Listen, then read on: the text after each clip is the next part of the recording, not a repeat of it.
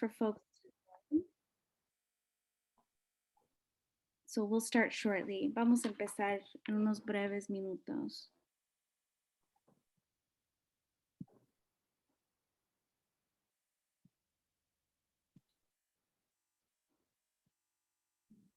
I need to turn my screen around. Let me do that right quick.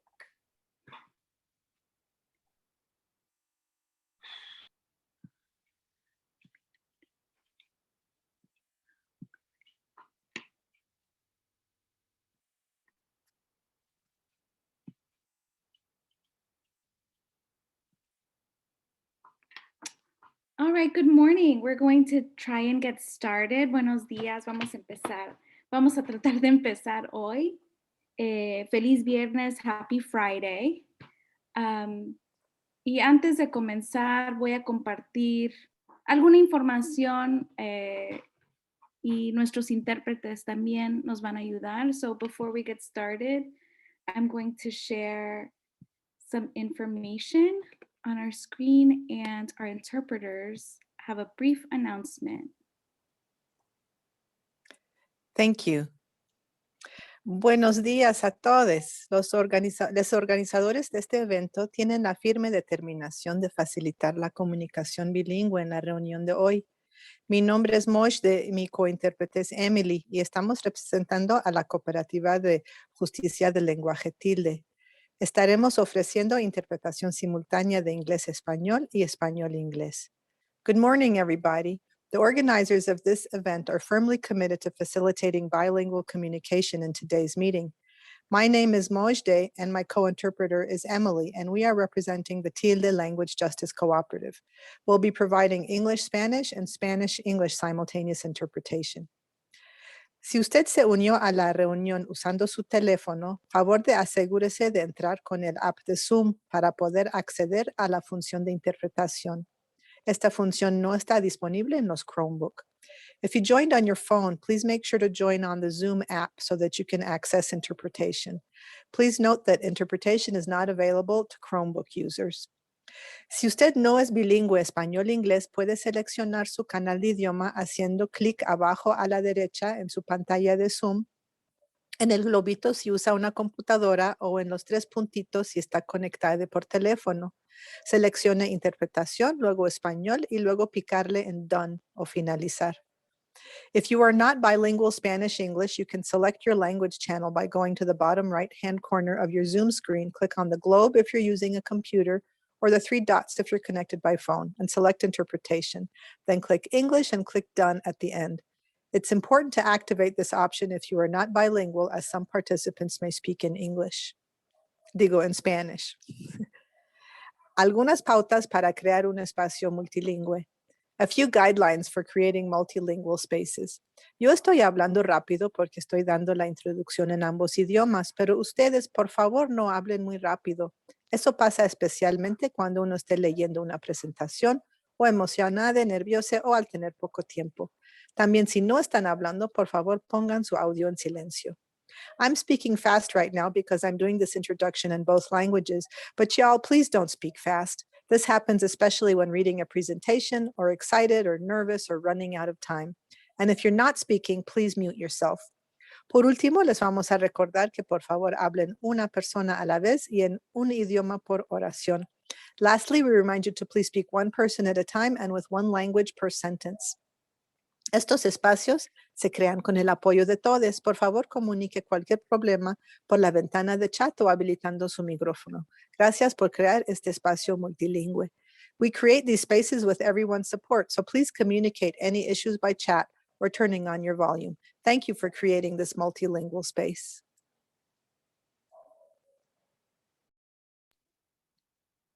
Thank you so much, Mojde, and I welcome everyone. So if you are having any issues with interpretation, please send us a message over the chat and we can help. Si alguno de ustedes tienen alguna dificultad en acceder a la interpretación, por favor, mándenos un mensaje vía chat y les podemos ayudar. This morning, I'm super excited to welcome both of our guests. This is our last state in our sessions for our state-by-state encuentros, where we've been meeting and inviting health departments along with community members to share what is happening in their states around the ending the epidemic plans, but also how they're engaging with Latinx communities and how to better resource our southern states. And so I'm delighted to have Mississippi here with us. Mississippi is one of my favorite states. I often fantasize about moving to Mississippi and buying homes in Mississippi. So I'm really excited to hear more about what is happening there. And we're joined this morning by Mel Bender, who is the director of the director of STD and HIV for the Department of Health in Mississippi, and also Selma Alford, who's the language access director with the Office of Preventative Health and Health Equity. And so I welcome them both, and I turn it over to you, Mel.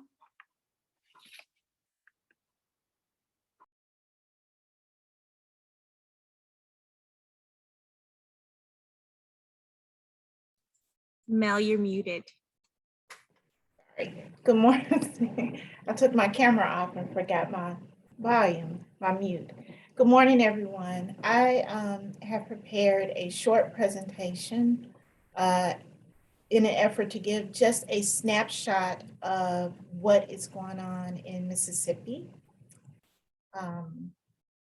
So let's see if I can share my screen here.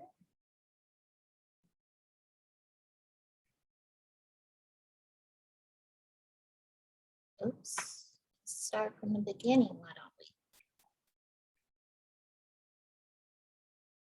we?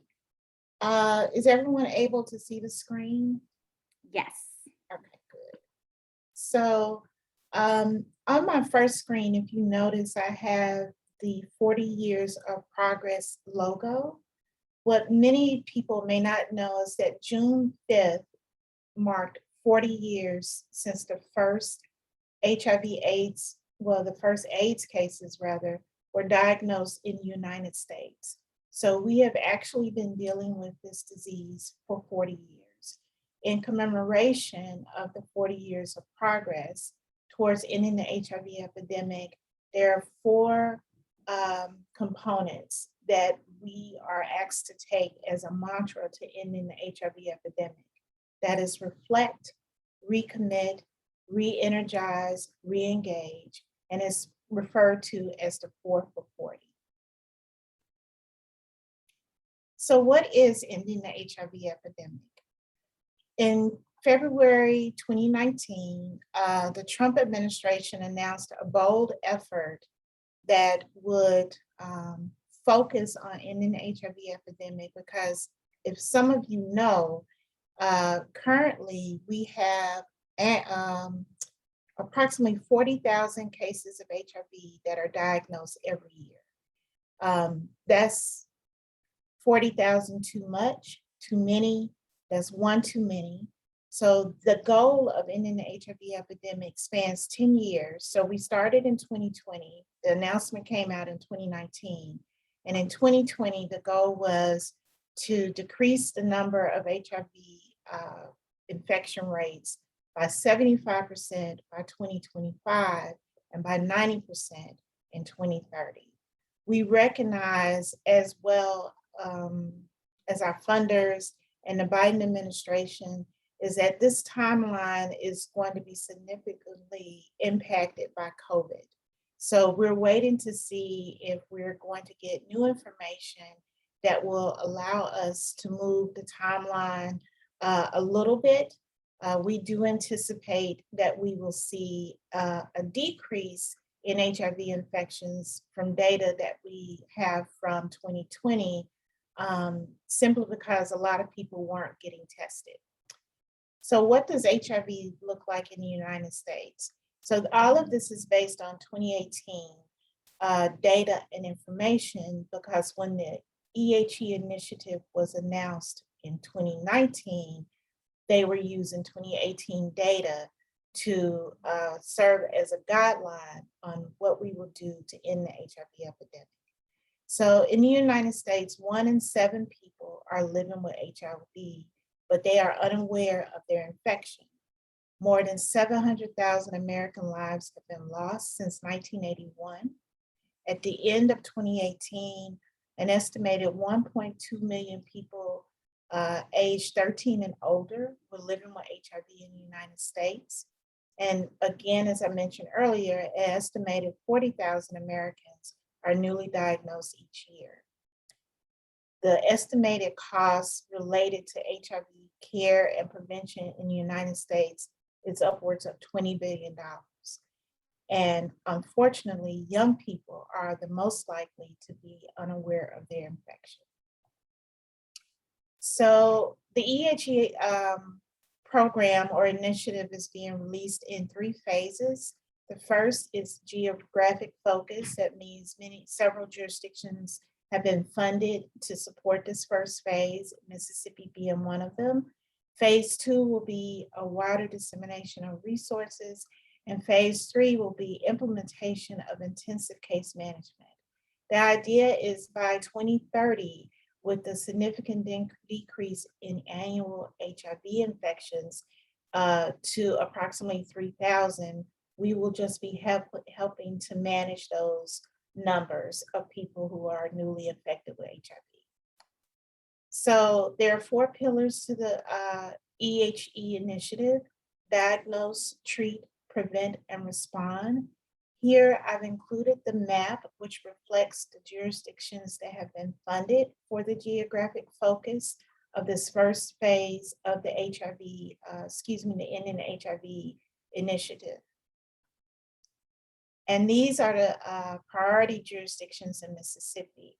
So the health department was funded through the Centers for Disease Control and Prevention, as well as Health Resources and Services Administration, more commonly known as HRSA, through our Round Part B program. There were also 6 counties that received funding in Mississippi: Forest County, Coahoma, Harrison, Bolivar, Jones, and Madison. So when we were developing a plan for the EHE initiative in Mississippi, one of the things we had to take a look at is what would it look like in terms of trend analysis if we were able to reach our goal by 2025. So we haven't stretched out to 2030 yet. So one of the things that has actually happened, if you see here, last year in 2019, we had 480 new HIV infections diagnosed in Mississippi. In 2020, we had a projected goal of 409, but we had only 376. Projected goal for the health department was 409. Projected national goal was 375. And as you can see at the bottom with the asterisk, we actually had 376 new diagnoses of HIV for 2020. We are still cleaning the data. We may, and I put an asterisk because that number may change, but right now it looks like we're on our way. So in Mississippi, when speaking in terms of the Hispanic and Latinx HIV diagnosis here, as you can see, the rate is 36.8% in the state of Mississippi. When we ran our data, it was determined using CDC information, and here 347 of the Latinx diagnosed in the United States were at a rate of 473.4 per 100,000.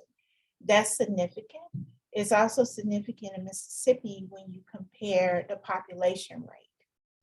So here is a snapshot, and this information can certainly be provided later, of data that has been compiled by the CDC representing rates among demographic data among population groups within the Hispanic population, So in 2018, 27% of the new HIV diagnoses in the United States were among Hispanics and Latinos, and most of them were among gay and bisexual men.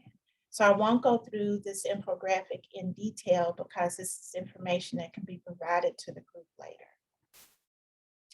So in Mississippi, this is a snapshot of what we're looking like among among whites, Blacks, and Hispanic and other populations. And where there is other, oftentimes that is someone that has not reported that they are assigned to a particular race or ethnic group, and that data just ends up being missing.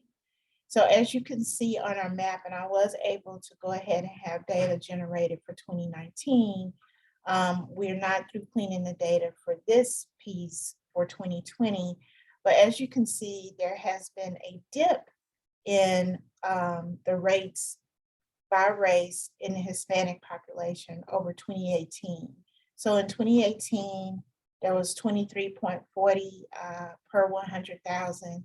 And then so far from the data we've been able to glean for 2019, there's 17.4 rates, 17.4 per 100,000 in the population. So some other information, and I don't want to go overboard with the data.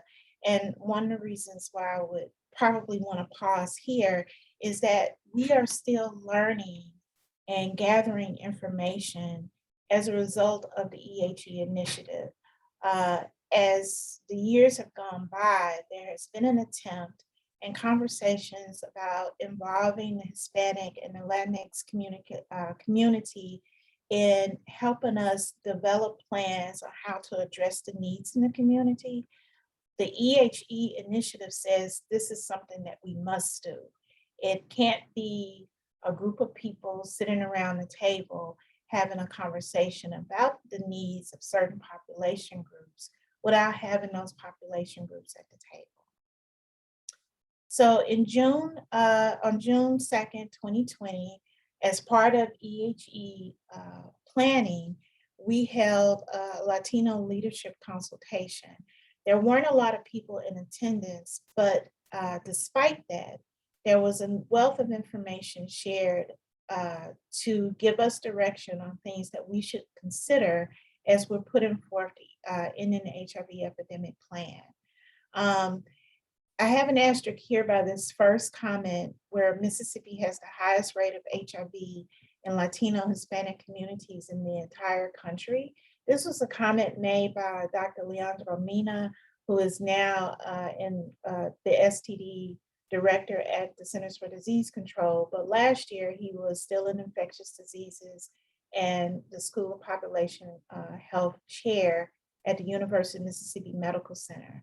So other things that came out of that meeting included we needed to develop strategies to address specific HIV services within this population, use appropriate terminology, consider issues around the Black, Latino, Hispanic racial divide, consider social justice best practices, understanding not only the needs, not only the services, but what our approach should be, and whether or not certain representatives from the health department or within the community are those people who should be initiating or establishing certain community connections with the Hispanic and Latino population. Identification of the population to ensure allocation of adequate resources. This is critically important. With the border raids and other issues going on with immigration status, what we find is that people are often reluctant to get tested or enter any establishment where they might have to have documentation of whether or not they should be in the United States or be in Mississippi. And so considering that, we recognize that the data that we have, that we've collected so far, likely does not paint an accurate picture of what HIV looks like in Mississippi or in the United States.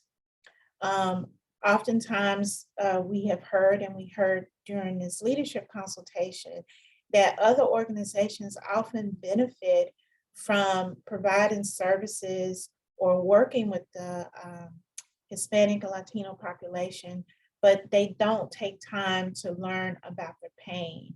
And this was important to hear because when we're doing the same type of work in the African American population, depending on who the messenger is, this is something that is echoed throughout a number of meetings. And so it's interesting to hear that that is also a primary concern within the Latino and Hispanic population, because it gives us pause to say what works for some groups of color does not work for all groups of color. Considering discrimination and colorism, finding a way to help uplift voices rather than address as saviors. And this is from the people who have these organizations that are not involving people from the population group, but basically just providing a service without necessarily understanding if the service is something that they need. Addressing health disparities and health inequity.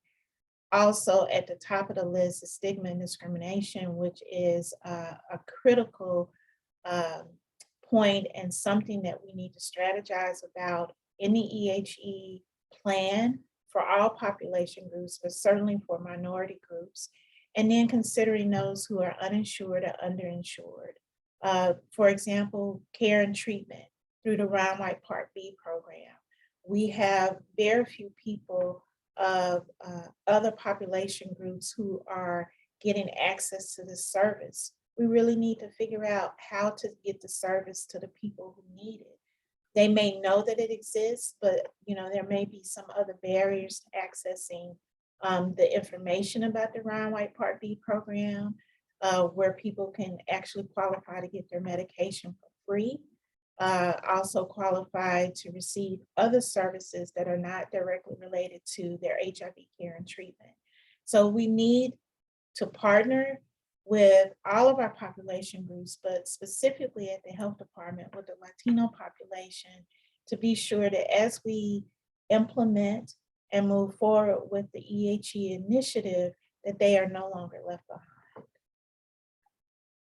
So I put here on my last slide, community engagement with a question mark, because I don't have the answers to this piece. This is where we hear from the community about what community engagement needs to look like as we bring to the table the voices of the Hispanic and the Latino population. Thank you.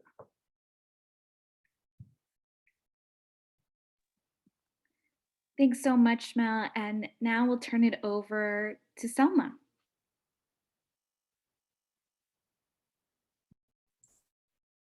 Good morning, everyone. That's a very tough act to follow. Mel, awesome information. And I believe you ended out in the perfect point for me to begin. I'll be speaking to you and to everyone today in terms of what has the health department been doing to address those needs for the Hispanic communities, for the Vietnamese community, for other minority communities that we have in the state. We often highlight a lot of the Hispanic community, but as we move forward with finding different data, resources, and other organizations, we realize that there's more than just Hispanics and Vietnamese in our state, and they're rapidly growing. So at the beginning of the pandemic, when COVID-19 hit, the health department hadn't done any studies in terms of the numbers in our state for the Hispanic community. We haven't had a proper data analysis. I believe the last time it was 5 years prior to that, 5 years prior to 2019.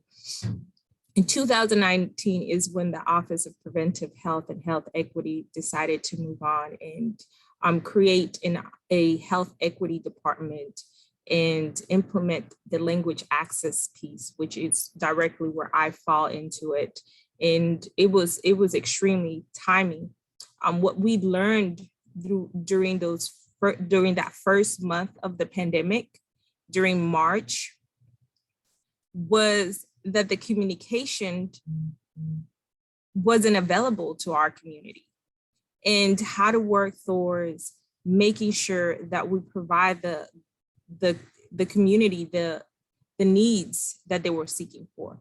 Like Miss Mel just stated, community engagement is a key part. And how do we find out what is needed from the community?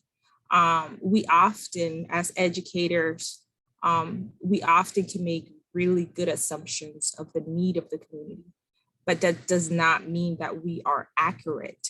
So we quickly started working with nonprofit organizations, churches.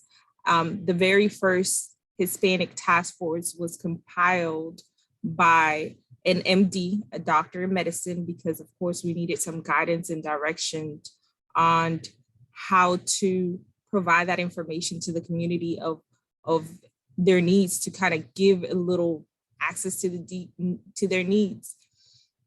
We also went ahead and had an epidemiologist to try to help us keep those numbers, keep that information going. A healthcare educator, and a nonprofit organization which is I usually say IAJE, but they love the word EHE, which I think is very catchy. And with that small group, we started building education, making sure that we reached all the communities, all those different little pockets of communities to deliver PPE. Because if we look back during the beginning of the pandemic, we remember how difficult it was to obtain a mask. And those access was available to the community. It was just not getting to those people that actually needed it. So, and we moved on and transcended on also testing, making sure that they got tested and educated. I don't know if anybody remembers the different myths surrounding how painful and excruciating was the testing. So to go ahead and get the community engaged into testing and have some sort of trustworthy that we weren't going to harm them was extremely difficult. We also made sure that we started conducting town halls. With the town halls, my goal was to purposely deliver that information in a language that is understood by the community. What does that mean? Having access to that information in your own language. If you are in another country in the midst of a pandemic, not able to speak that language, and the government, the medicine, everybody's giving you information, but it's giving it to you in a different language than what you speak, that information is going to go through here. You're not going to capture it. So providing those town halls in Spanish was a must for us as an organization, as advocates for language access, in making sure that we provided communication autonomy. Because if the language wasn't there, the barrier was already there. So we were just adding on to it. So we began with town halls and educating, making sure that state health officer was present, because not often we see a person in that category, in that stature, actually address other communities other than the English spoken, in order to try to build some trust.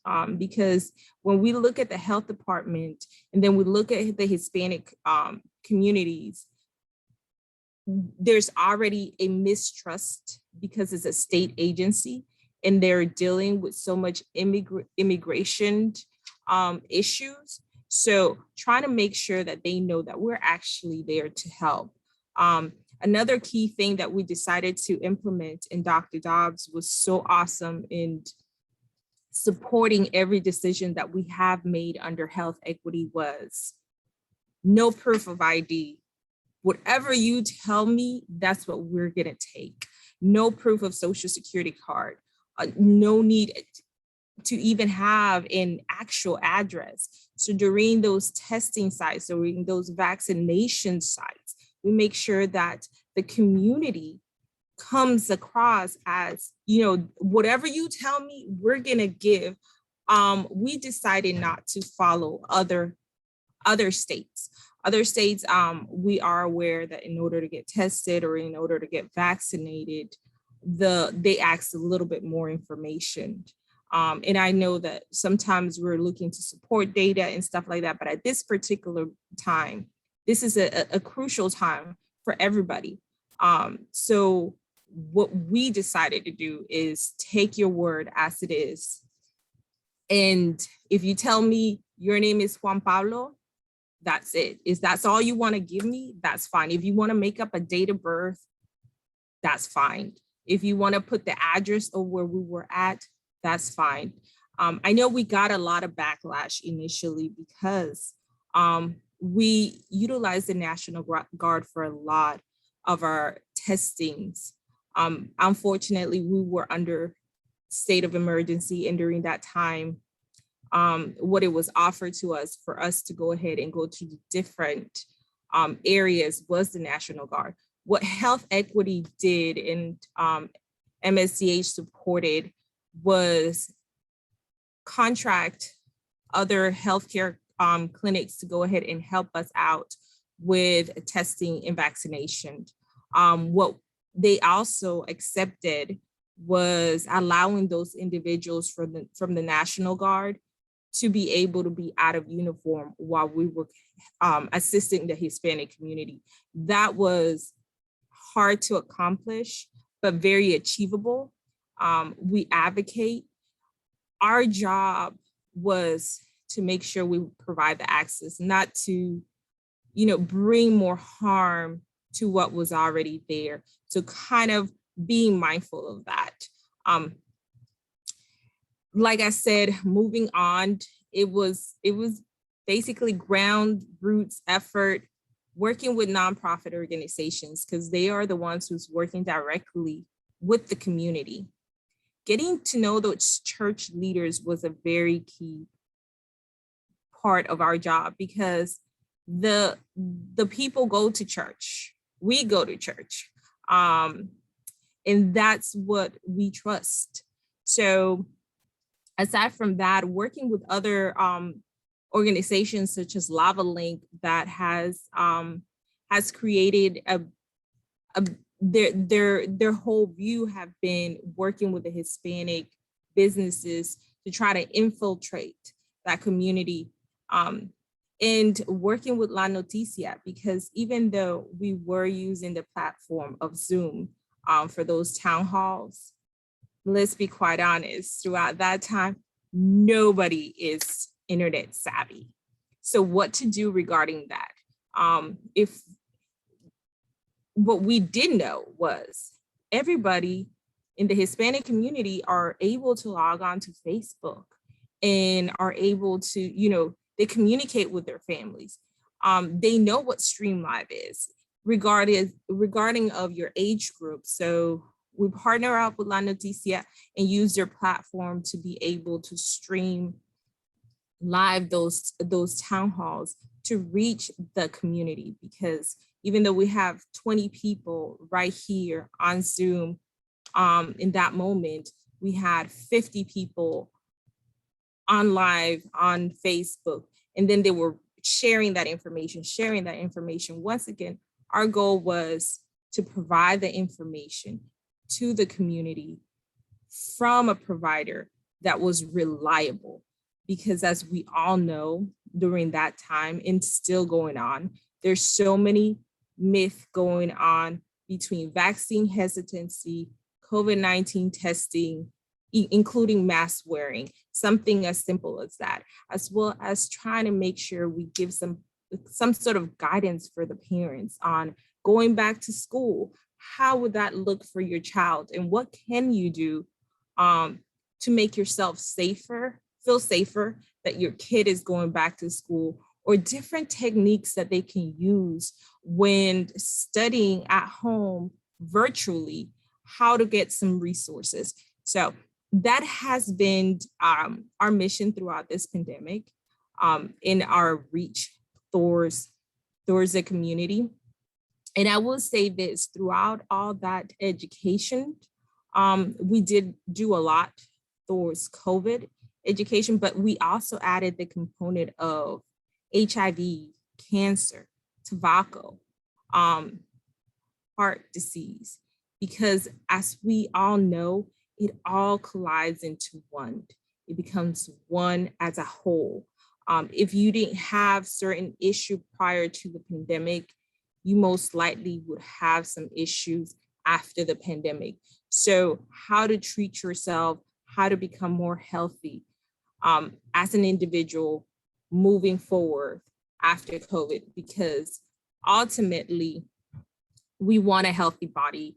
And COVID will knock us down a little bit if not take you. So please go out there and get vaccinated. We are still currently advocating more than ever about vaccination. And we are working towards a new town hall regarding Delta variants and other different variants, vaccine hesitancy coming up in September via Zoom. So stay put for that. I believe that's it for me. Is there any questions? Thank you so much, Selma and Mel, for that. Such informative information, and we're so happy to hear. I think, as Jose put in the chat, not requiring identification and really trusting community with the information that they want to share with some of our institutions was game-changing. And I think it's super important, especially for communities who are also from the LGBTQ community, right? Trans communities who want, and non-binary, who want their names and pronouns listed, how they identify. So that's amazing. I'd like to explore more, how you all were able to, I guess with the National Guard, make those changes to ensure that community felt safe. And I love this, like, unifying other, treating people as whole people, where you were also including other health information and screenings during some of this. So can you share more?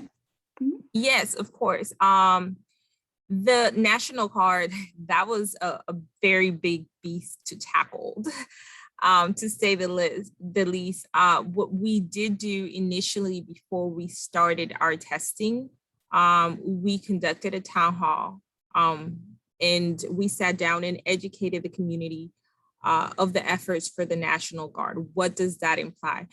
Because we were conscious that the uniform sometimes, even though it does not represent ICE, colors are very similar, and hesitancy, alarm immediately starts going on. So we started with the educational piece, and the National Guard allowed us to go ahead and bring a couple of their sergeants that were bilingual to speak on the different stuff that they do around the community, centered around the community. So we started with that piece, and we started working with the different mayors and spreading the words, started talking to the churches. And then we moved on with taking it a step further and having Dr. Dobbs speak to whoever was in charge in the state of Mississippi for the National Guard to see if there was a way that they can go ahead and remove their uniforms, wear regular clothes for those testing sites and vaccination. A lot of times it was told that it was not possible, but as much as you push and as much as the need is there, and there's evidence base that, the community will not come out because of it, the needs outweigh the no's. So at the end, they were allowing them. So.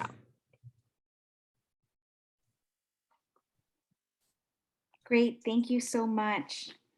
And Mel, I did want to ask, I think that we saw that there were some changes in how folks were engaging with the health department and changing in numbers. And so can you share a little bit about how COVID may have impacted how people engaged with HIV and treatment and prevention services? Yes, so the immediate, I guess what was startling for the community was many of our clinics, including our Crossroads STD clinic, had to transition from walk-ins to appointments. And not just appointments, decreasing the number of people who could be in the waiting area, have people sign in lists, get a call to come in. And what we ended up doing after having that as part of what was happening in our STD clinic, which is located in Jackson, in the Jackson Medical Mall, is I had a conversation with Dr. Dobbs early on when I got here about one of the things that I would like to see happen. And it happened to be having a virtual clinic or telehealth services for STD services, primarily because I used to work at the University of Mississippi Medical Center and with Dr. Mena, and we had transitioned to, when we could, offer telehealth services. And the Crossroads STD clinic being, it used to be called 5 Points, and it is the first and oldest, the first STD clinic in the state of Mississippi. It's very comprehensive, and for it not to have those services available. So in February of this year, we did launch not only our virtual clinic for STD and HIV services and referrals, but also teleprep. So that was a step in the right direction. However, what we've seen is, as you know, COVID, I don't want to say wanes, but when we had that brief moment where people could re-engage and be out, we still didn't see an increase in the number of people who are being tested, not necessarily in Hinds County, but in some neighboring counties. And I say that because we have seen an increase in syphilis. And in our community, in our clinical community, and STD HIV community, when we see an increase in syphilis, we know that we're soon going to see an increase in HIV. So during this point in February, we also started establishing our contracts with a number of new community engagement partners. And one of them happens to be the Immigrants Alliance for Justice, which we are completely excited about. And I've learned so much just in the few conversations that we've had with the group. And there's an opportunity to certainly expand. We are partnering with the ACLU, transgender nonconforming groups. Most of them are grassroots organizations that have not received funding from the health department before. And so that is something rather new to us.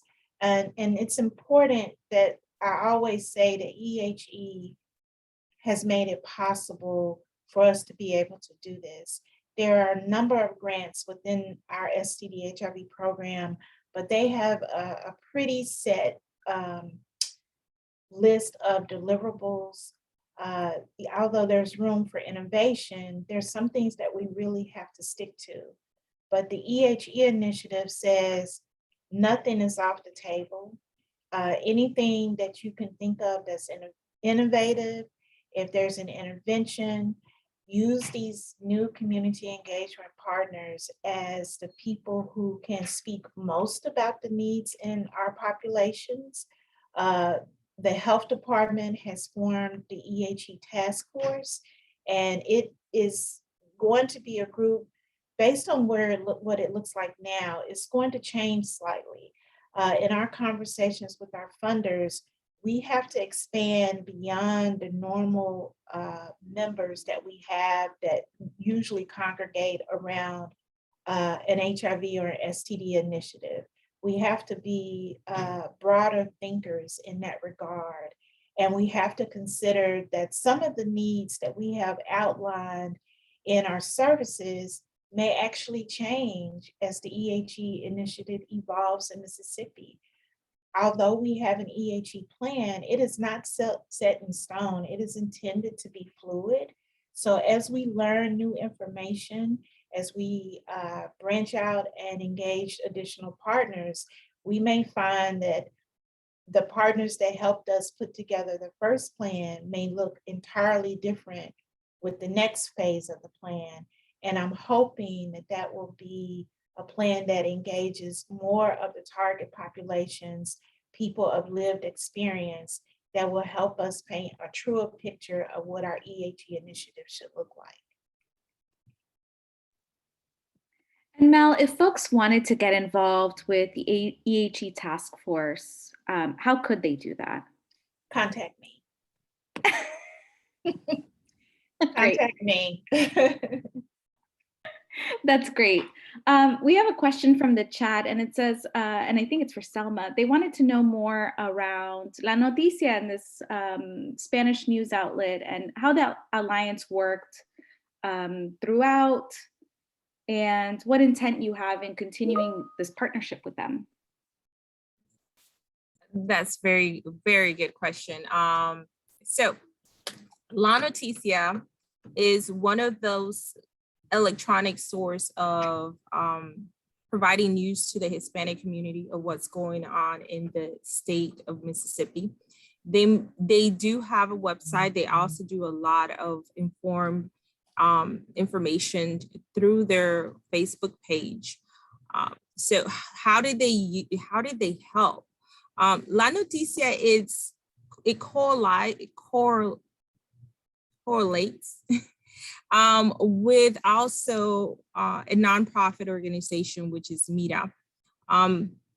What they have done throughout this dynamic of the pandemic has been help us reach those churches, provide PPE to the community, as well as help us assist us with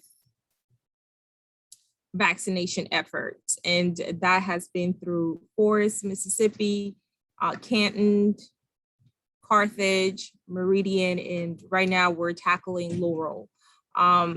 And it's been a conjunction with Jackson Free Clinic as well. They have helped us in several things, such as spreading the word, making sure the community is informed. Will I be continuing partnership? I am part of the health department. What does that entail? It entails that we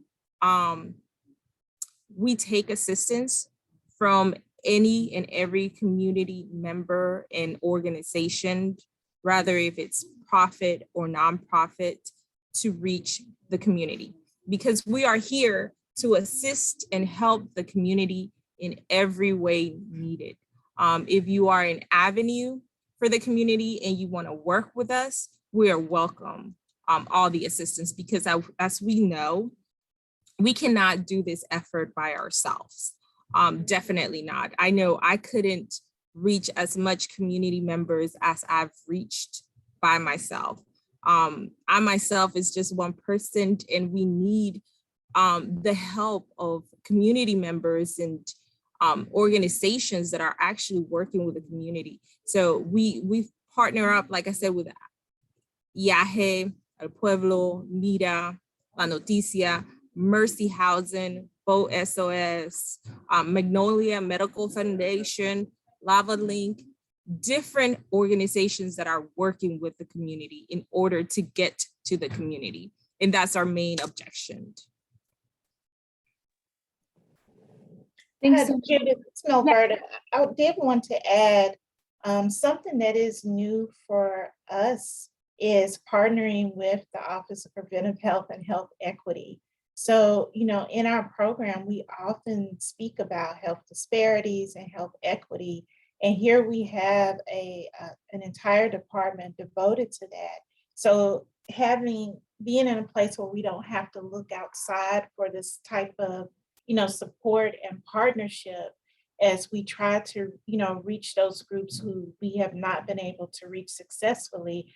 I think is, not working in those siloed spaces is a new path for us. And so with, having Selma here and, Chigo and that whole office, we're looking forward to our own partnership within the health department as we try to address some of the needs in the community. I agree. I think having an office sort of dedicated really shows where the health department isn't making those investments.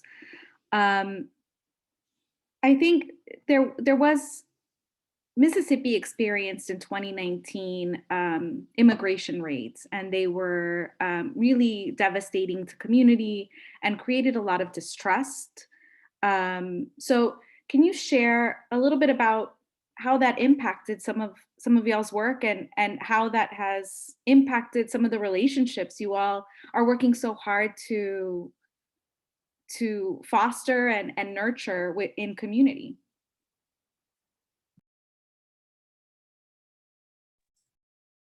Do you want me to tackle that question first, or would you like Mel to tackle it? No, you can go ahead, Selma. Okay, thank you. It impacted a lot because as I previously stated, when we think about state agencies or anything related to the government, the immigrant community associated with the information being given to them is going to be forward to ICE or immigration.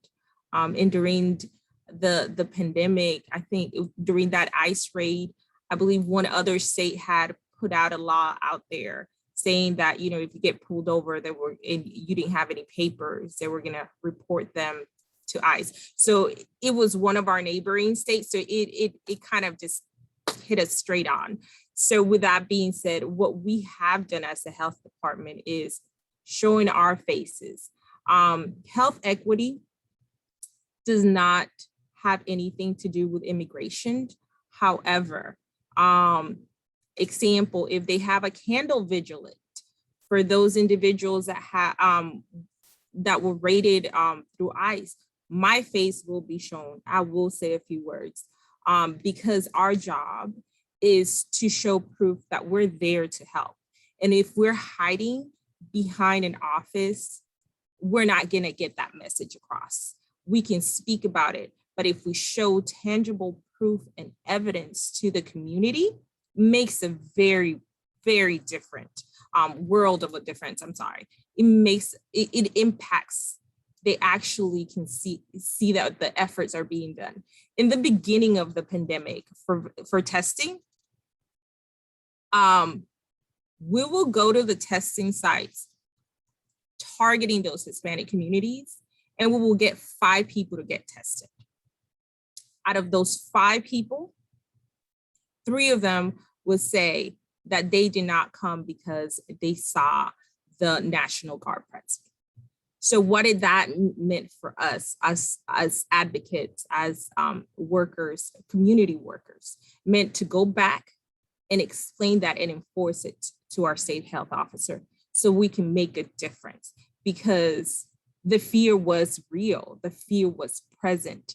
And as a Hispanic Latina fellow, I might not have endured what they endure, but as a human being, I can completely relate. I don't have to be Latina. I don't have to be an immigrant to not understand the pain and suffering that those families felt. So making sure that we properly advocate to our superiors in order to make a difference has created a complete different impact because we were battling with hesitancy against testing.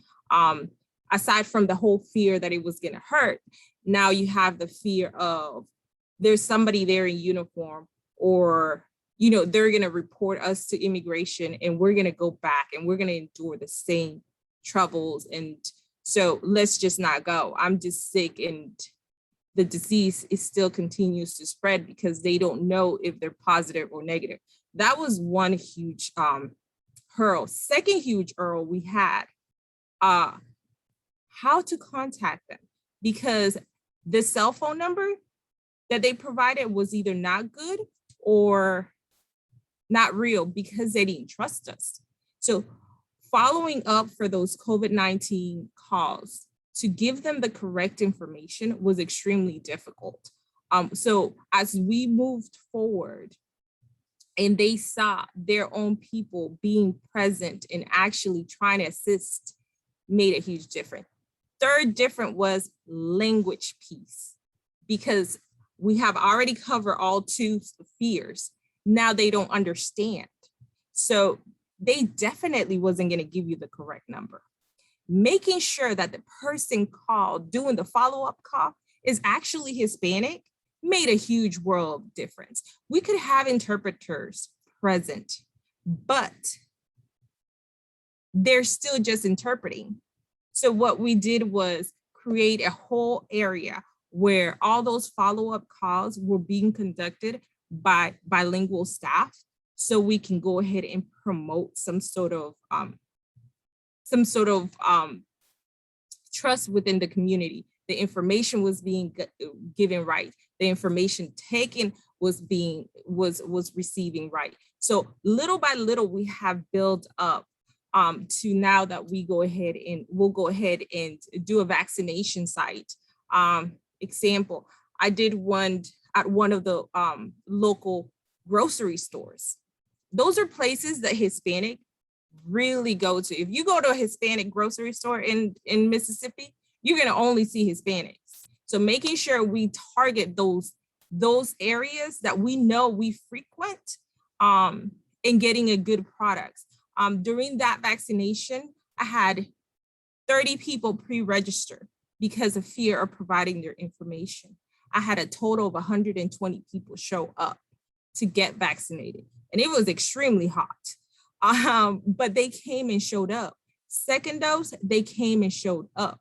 Once they seen that it was actually our people conducting those efforts, that the language access piece was put in place, they came out and it started taking part. So those are key things that we have to make sure that we continue to advocate. And when we talk about the language access piece, also making sure that those people that are interpreting are actually qualified people to interpret, have actually taken some sort of course to interpret. So making sure that we do have those thoughts and minds. And the state of Mississippi, through the health department, we didn't stop doing those interpreting course training, because we are well aware we have staff that are doing a lot of COVID related work. We are very aware that we have community members that are volunteering to make sure that their family members take part on vaccinations or getting to the doctors. So making sure that we continue to teach them how to conduct interpretations and remove ourselves from allowing children to do interpretation is a major, major step. Something that we constantly and often see, not keeping in mind that can go ahead and hurt that child for the rest of their lives. If they come in an encounter where you're giving horrible news to the parents, if us as an adult can't provide that information, it's hard for us to go ahead and say, hey, you have cancer. Imagine a child informing their parents, you have cancer, you have HIV, those tangible things. So I'm sorry, Mel, I kind of took over. I get passionate on that subject. Look, I can relate. It's difficult to think about the ICE raids that have taken place and the subsequent impact that it has had on on the Hispanic and Latino community. In anticipation, no one could anticipate what that would lead to healthcare wise, receiving services, even the impact it has had on the economy. I said earlier when I was presenting some of the data that, we do recognize that the numbers that we have are impossible. It's impossible for it to be accurate, simply because based on the population in Mississippi of the Hispanic and Latino groups, we have so few people who are actually being tested for HIV. So few people who are actually accessing our services, being enrolled in our Round White Part B program, because a lot of these pieces require some form of documentation, right? A driver's license, an accurate address, a phone number, contact information. And, you know, sometimes, and, you know, it's not just some of the people or issues that Selma mentioned. We have it with different groups not leaving accurate contact information to get their results or to be contacted to receive other resource information. Years ago, when I worked at the health department, we had a mobile clinic, and we used to take that mobile clinic out in the middle of the night to Hispanic and Latino communities and do testing. I mean, testing at 1 and 2 o'clock in the morning. And so rather than waiting for those groups to come to us and put out all of the literature and expect that someone's going to show up from 8 to 5, we took testing to those communities. We don't have the capacity to do that from our standpoint in our office, but we do have a number of organizations that we fund that have a mobile clinic. We have a partnership with the Community Health Association of Mississippi, which trains and works with community health workers in the community. And with our Community Health Worker Initiative and our partnership with them, as well as with HRSA, we are hoping to use them as messengers in the community to reach those groups that we're having a hard time bringing out. So we have mobile testing, and one of the things I think we realize, at least from the health department standpoint, if we're going to do a blitz HIV testing, it needs to be part of something else. For example, COVID testing. If it's vaccination, it needs to be part maybe of glucose screenings. So it can't just be about HIV. And that's becoming the norm of thinking with other groups. It used to be when HIV was on everyone's mind, people were eager to get tested. People are still eager to get tested, but they don't want it to be the only thing that they're doing when they come in to receive a service. If we have a mobile clinic, they don't want that to be the only thing that they're receiving. We have a partnership, a collaboration with Plan A Health, and they are a mobile medical clinic on wheels. I happen to go on their clinic. They have exam rooms. They're able to do gynecological exams and family planning. And with that, part of what they're testing for includes HIV or syphilis, but it's a mobile medical clinic and it has nothing to do with STDs or HIV, although the testing is taking place. I just think as we try to reach those non-traditional communities or partners that we haven't necessarily embraced fully, we're going to have to be a little bit innovative and have partnerships and do work that we haven't considered yet. And so in that last slide where I had community engagement with the question mark, a lot of that, of what we need to learn and do, will come from the community that we need to serve. Thank you so much to you both. And I know we're a little bit past time, but I think the conversation we were having was so incredible. We're so grateful for y'all's leadership. I think Mississippi is doing incredible things that deserves all the recognition, particularly with engaging with community and the work that you all are doing to ensure that people are getting what they need. So thanks so much to both of you all. We invite everyone who's joining us to join us for our roundtable. We'll be joined by some of the community groups that you all have heard about today. We'll be talking more about that. So thank you so much to both of you. Take care, everyone. Thank you. Thank you.